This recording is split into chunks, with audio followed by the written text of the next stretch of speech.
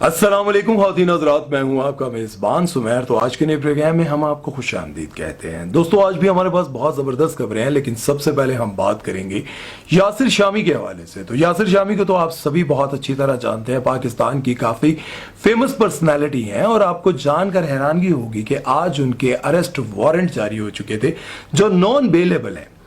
और आप जानकर हैरान होंगे कि वो उनके साथ हुआ क्या है और आखिर क्यों वो अरेस्ट होने जा रहे थे और क्या उन्होंने किया जिसकी वजह से उनको छूट मिली नहीं मिली। ये सारी की सारी तफसीलात आज की इस वीडियो में मैं आपको दूंगा जो अब तक किसी ने नहीं दी होंगी। आज से कुछ अर्सा पहले आपने आमिर लियाकत हुसैन मरहूम की कुछ ऐसी वीडियोस देखी थी जो सोशल मीडिया पर बहुत ज्यादा वायरल हुई थी, जिसमें वो अपने कमरे में बैठे हुए, जिसमें उन्होंने कपड़े नहीं पहने हुए और जो कुछ भी वो कर रहे थे वो सब कुछ आपने देखा। उन वीडियोस को देखने के बाद आमिर लियाकत हुसैन का वो चेहरा सबने देखा जो कोई नहीं जानता था। उन वीडियो को वायरल किसने किया, उन वीडियोस को किस तरह से आवाम में फैलाया गया और किसने फैलाया था, ये खबर किसने फैलाई थी, ये भी शायद आप लोगों को नहीं पता। आप लोगों को सारी तफसील मैं आज बताने जा रहा हूं। दानिया शाह जो कि आमिर लियाकत हुसैन की वाइफ थी और उनके साथ जो उनके मामलात चल रहे थे, और जब वो अपने कमरे में जो कुछ भी कर रहे थे, मैं उन अल्फाज को दोहराना नहीं चाहता, लेकिन वो बिना कपड़ों के थे और वो शायद कोई ड्रग्स वगैरह ले रहे थे। और उस वक्त जो वीडियोस बनाई गई उनकी वाइफ ने बनाई थी और उन्होंने वो वीडियोस बनाकर यासिर शामी को दी थी। और यासिर शामी ने उन वीडियोस को वादा किया था कि मैं पब्लिक नहीं करूंगा, वायरल नहीं करूंगा, लेकिन उन्होंने ये वीडियोस वायरल कर दी। जब वो वीडियोस वायरल होगी और आमिर लियाकत हुसैन का वो चेहरा सामने आया जो कोई नहीं जानता था, उसके बाद आमिर लियाकत हुसैन बहुत डिप्रेशन में चले गए और उस डिप्रेशन से वो कभी ना निकल पाए और आखिरकार उन्होंने खुदकुशी कर ली या फिर वो अपने कमरे में मुर्दा हालत में पाए गए। वीडियोस वायरल होने के बाद, लीक होने के बाद कोई नहीं जानता था कि आखिर ये वीडियोस किसने लीक की हैं और किसने ये सोशल मीडिया पर लगाई हैं।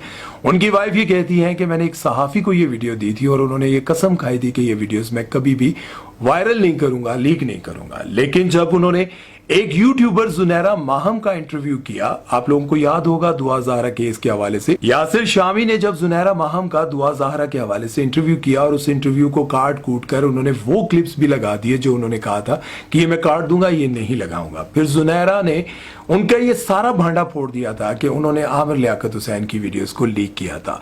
तब जाकर उनकी पहली वाइफ को पता चला था कि यासिर शामी ने ये वीडियोस लीक की थी। उन्होंने यासिर शामी पर केस कर दिया था। जब केस हो गया तो ये केस काफी अरसे तक चलता रहा और अब आकर अदालत से उनके अरेस्ट वारंट जारी हो चुके थे। अभी कुछ ही देर पहले वो अरेस्ट हो चुके होते, लेकिन उन्होंने 25 लाख रुपए की जमानत रखवाकर उन्होंने कहा कि मैं अगली पेशी पर पेश होऊंगा। 25 लाख रुपया रखवाकर उनकी जमानत हुई है, जबकि नॉन बेलेबल अरेस्ट वारंट जारी हुए थे और आखिरकार उन्होंने अपना भी जाहिर है अपनी ताकत लड़ाई, अपना पैसा लड़ाया और ये सब कुछ करके अब उनको ये जो है वो बेल मिली है। अब आप लोग ये बता सकते हैं मुझे कि इसमें दानिया शाह का सबसे ज्यादा कसूर है, यासिर शामी का कसूर है, या फिर आप लोगों को लगता है कि आमिर लियाकत मरहूम के साथ बहुत बड़ी ज्यादती हुई है। अब आकर उनकी वाइफ ये सब कुछ लड़ रही है और सब कुछ कर रही है, उनके जीते जी आपको लगता है कि उनकी वाइफ को उनका साथ देना चाहिए था।